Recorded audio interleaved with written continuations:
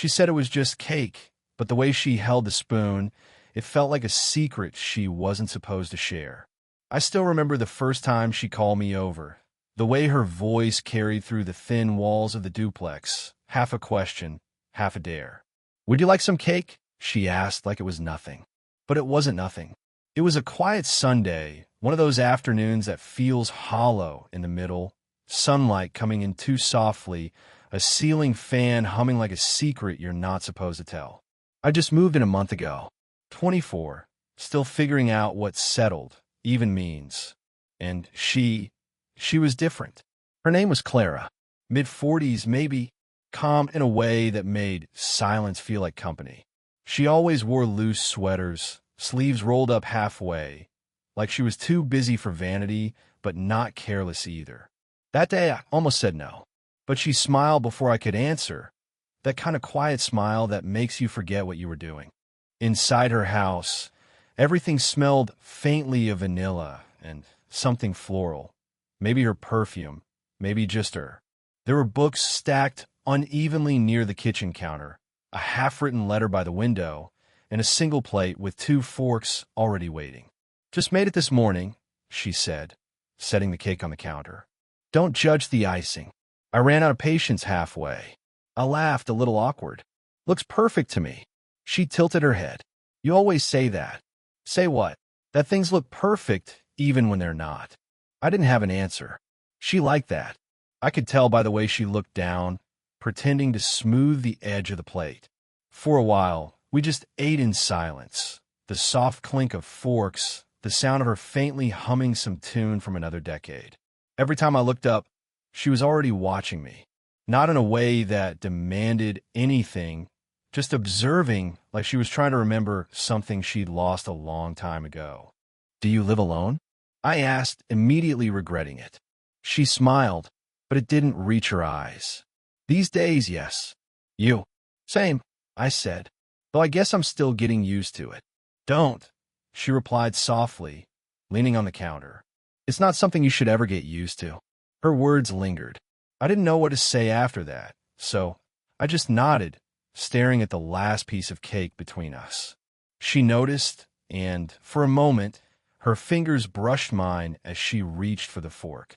She hesitated, then, with a small, almost mischievous smile, she scooped a piece, turned the fork around, and held it near my lips. "Try it," she said. I froze. Her tone wasn't teasing. It was careful, measured, like she knew exactly what she was doing, but wasn't sure if she should. The cake was sweet, but I barely tasted it. Her eyes didn't move, didn't blink, just stayed on me, steady and unreadable. I could hear the faint tick of the wall clock, her breath catching slightly when I swallowed. When she pulled the spoon back, her hand trembled, just enough to notice. She placed it down, exhaled slowly, and whispered, almost to herself, "You're too young for this kind of quiet." I wanted to ask what she meant, but before I could, the sound of her phone buzzing on the counter broke everything. The silence, the tension, the closeness. Her eyes flickered toward the screen, then back to me. "Excuse me," she said, voice a little thinner now.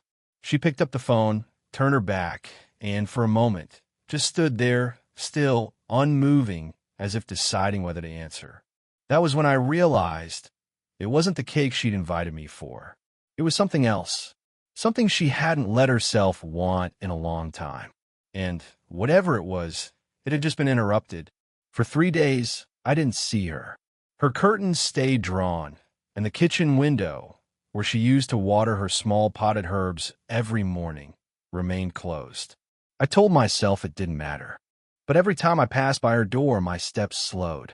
Then one evening, I heard again the faint sound of a record spinning through the wall, that same old tune she'd been humming the first time I came over. Something in it felt like an invitation, or maybe a mistake waiting to happen. I knocked before I could talk myself out of it. When she opened the door, she looked surprised. Not annoyed, just caught off guard, like she hadn't expected anyone to see her without her mask on.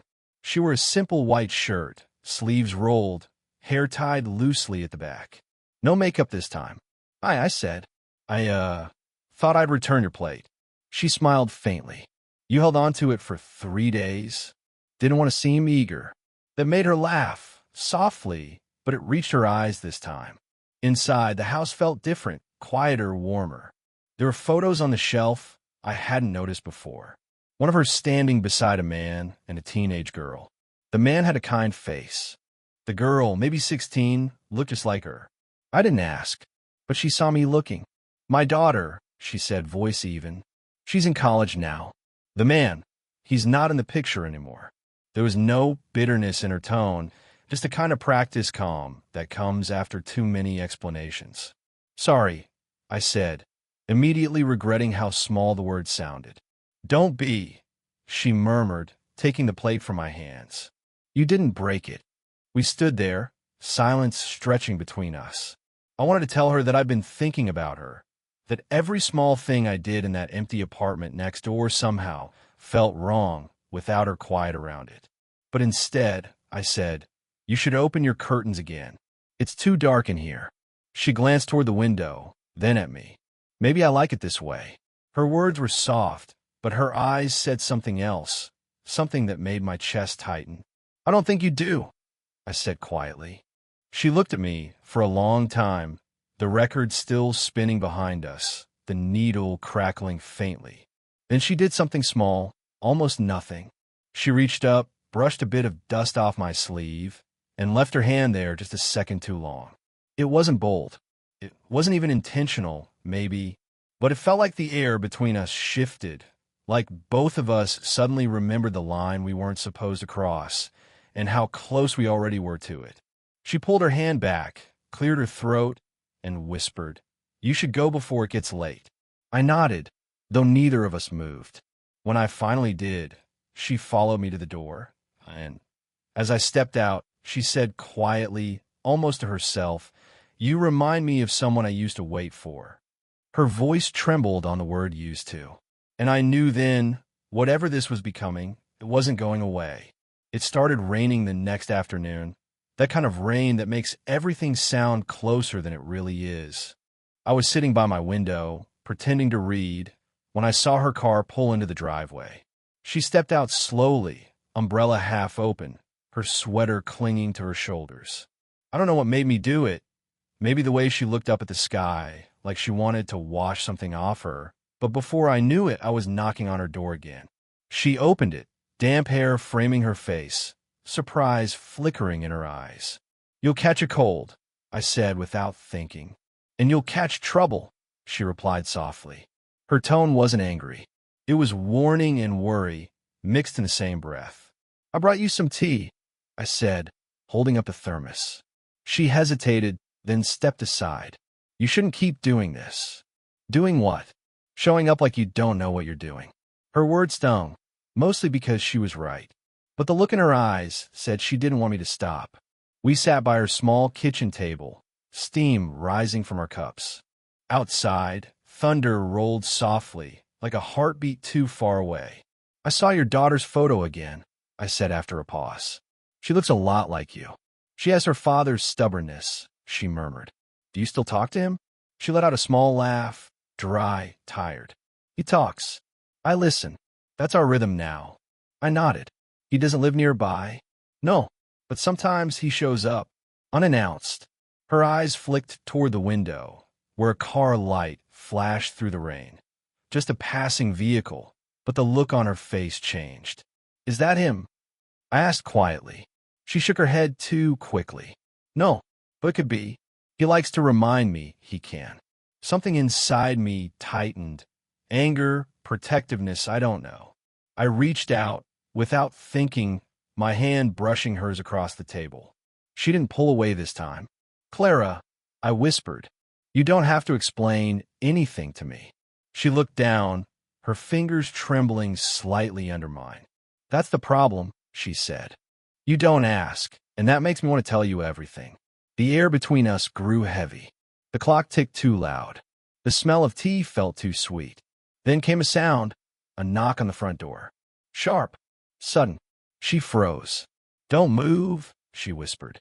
My chest tightened as she stood, wiped her palms on her shirt, and walked toward the door. She hesitated, then turned the handle halfway. A man's voice came through, low, familiar to her in a way that made my stomach twist. "Didn't think you'd still be here," he said. "Mind if I come in?" Her silence was the longest I'd ever heard. Finally, she turned slightly, meeting my eyes over her shoulder, just for a second, and whispered, barely audible, "Please, don't say anything." Then she opened the door wider, and I realized I wasn't supposed to be part of her world, but somehow I already was. The man didn't stay long, 15 minutes, maybe less, but it was enough to shake something loose between us. I could hear them through the thin wall after I slipped back to my apartment. His voice was calm but sharp, the kind that's used to being obeyed. Hers was lower, careful. Every few seconds, a pause, the kind of silence people use when they're swallowing what they really want to say. When the door finally closed and his car drove away, the rain had stopped. But I couldn't stay still. I went back over, heart pounding like I was doing something unforgivable. She opened the door before I knocked. Her eyes were red, not from crying, just tired, worn. "I told you not to come back," she said softly.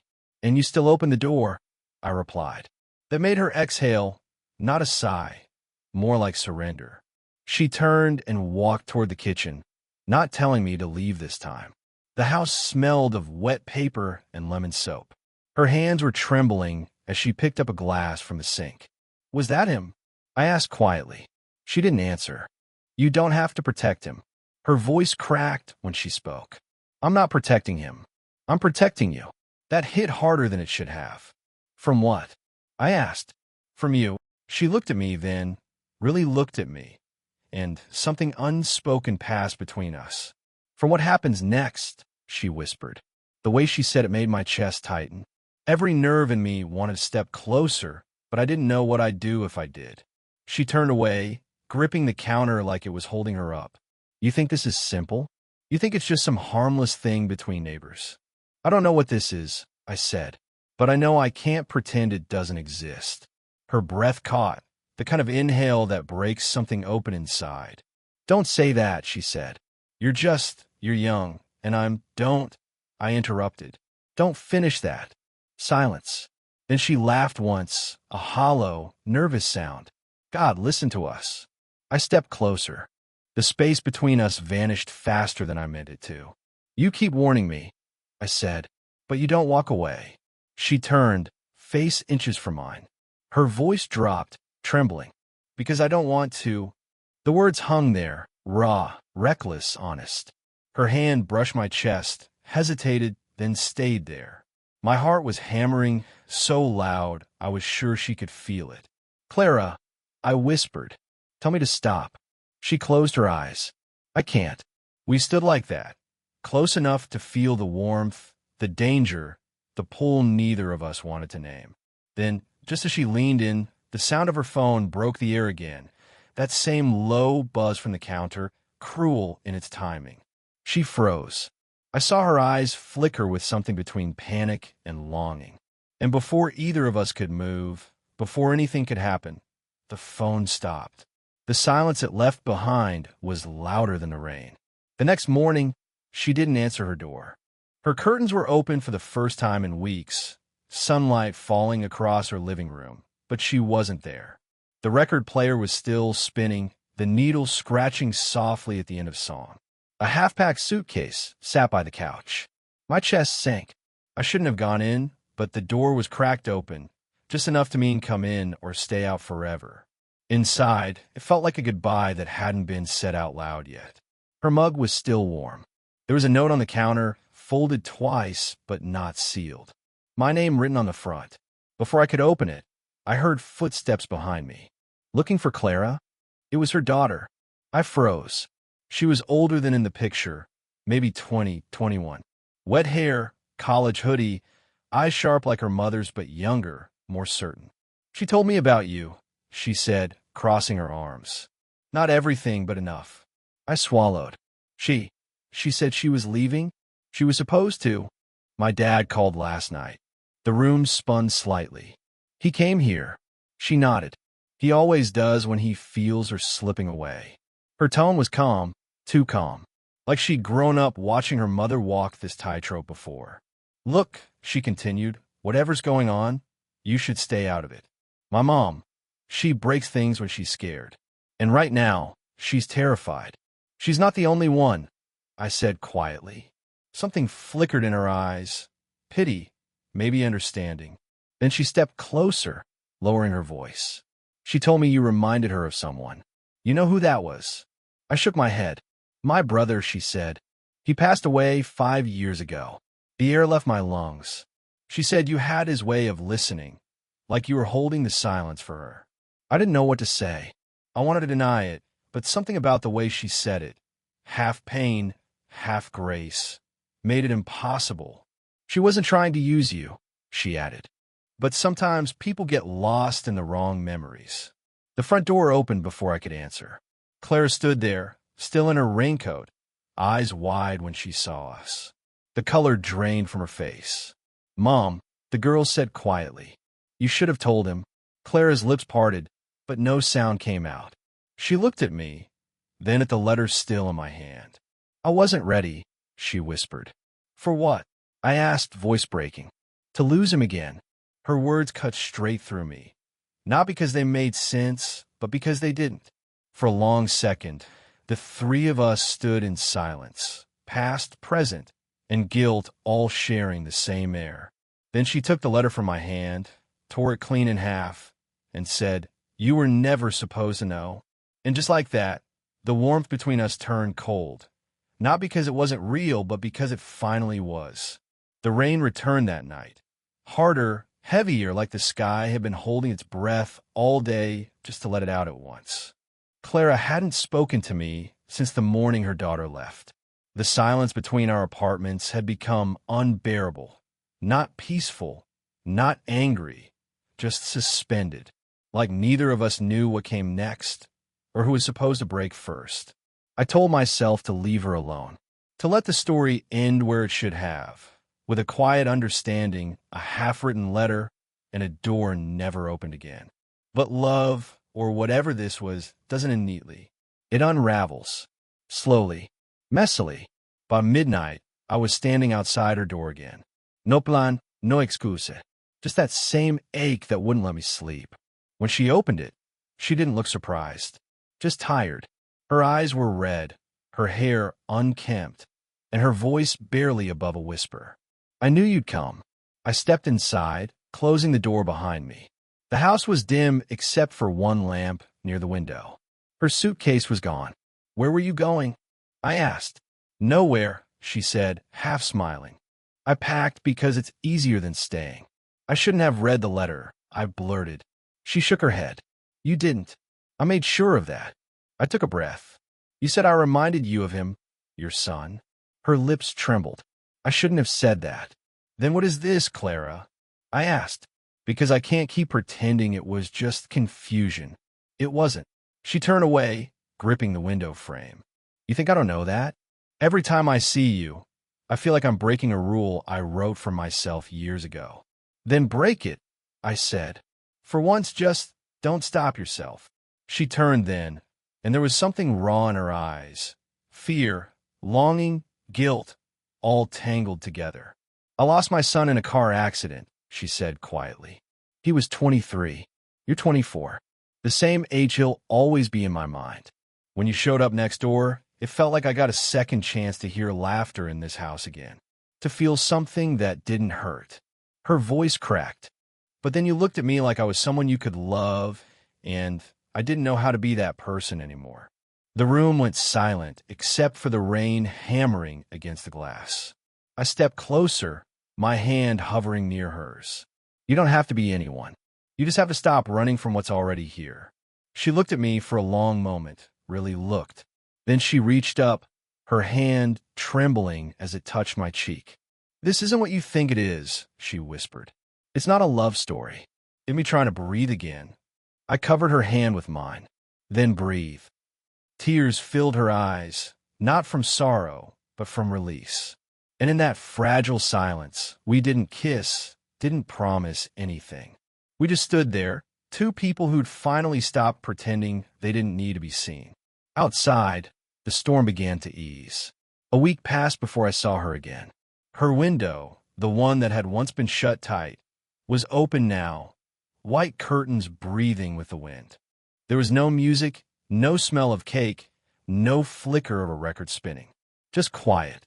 But it wasn't the same kind of quiet as before. This one felt lighter.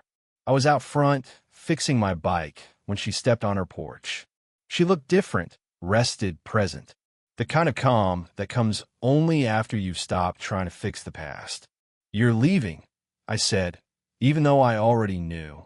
She nodded, smiling faintly. "Just for a while. My daughter found a place closer to her campus. I'll stay with her until I figure out what I want next." The words "what I want next" lingered. Once I would have asked if that meant me, but I didn't. I'd learned enough to know that not every question deserves an answer. I leaned the bike against the railing. "You look better." "I feel lighter," she said. Then, after a pause, because I finally stopped running, we both knew what she meant. She walked down the porch steps, slow and steady. Her hands were empty. No suitcase this time, no note, no half-truths. Just her. "I never got to thank you," she said, "for seeing me when I couldn't." I wanted to tell her that I didn't do anything special, that all I did was listen, the same way I'd listened the night she almost kissed me, the night she cried, the morning she said she couldn't stay. But sometimes listening is everything. "I wasn't trying to fix you," I said quietly. "I know," she replied. "That's why it worked."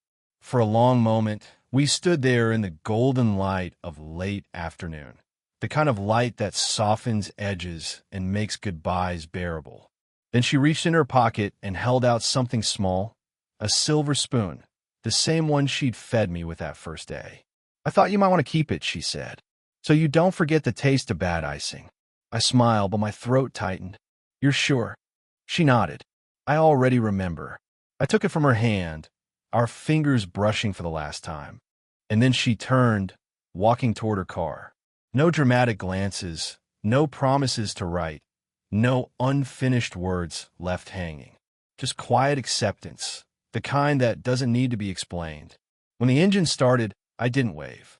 I just stood there, holding that spoon like it was proof that something beautiful had existed, something imperfect, impossible, and real. She didn't look back. She didn't have to, because this time, I wasn't waiting for her to return. I was just grateful she'd let me in, long enough to remind us both what connection feels like when it's honest. The rain never came back after she left, just sunlight, and the faint sound of her laugh in my memory, echoing through the walls one last time. Did you feel that ending too? If this story touched you, hit the like button, share it with someone who believes in quiet, imperfect love, and subscribe for more emotional stories that feel human, raw, and real. Tell me in the comments, would you want to hear their story continue, or should the next one explore a brand new connection? Something equally forbidden, but even deeper.